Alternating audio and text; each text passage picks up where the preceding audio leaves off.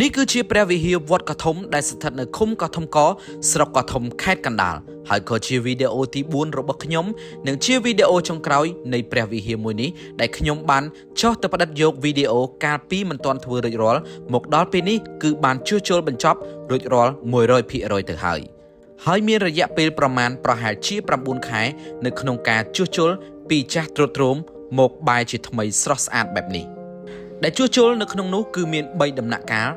កាលទី1គឺជួសជុលផ្នែកដំបូលមានក្បឿងនិងហោជាងគ្រោងឆ្អឹងផ្សេងដែលបានចំណាយទឹកប្រាក់អស់ចំនួន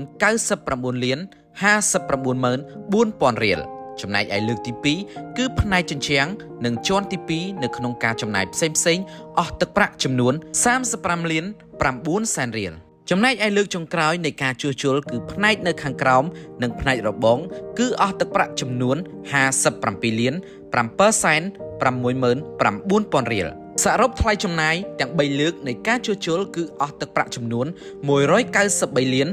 16,300,000 រៀលហើយថវិកានៃការសាងសង់គឺបានមកពីពុទ្ធបរិស័ទទីជិតទីឆ្ងាយដែលមានចិត្តជ្រះថ្លាចូលរួមចំណែកនៅក្នុងការជួសជុលព្រះវិហារដ៏ចាស់ទ្រុឌទ្រោមមួយនេះឲ្យប្រែជាថ្មីស្រឡាងវិញក្នុងរយៈពេល9ខែហើយក៏សូមជូនពរពុកម៉ែបងប្អូនទាំងអស់គ្នារកស៊ីទទួលទានមានបានទាំងអស់គ្នាធ្វើដំណើរទៅទីជិតទីឆ្ងាយប្រកបដោយសុវត្ថិភាពទាំងអស់គ្នាផងដែរសូមអរគុណ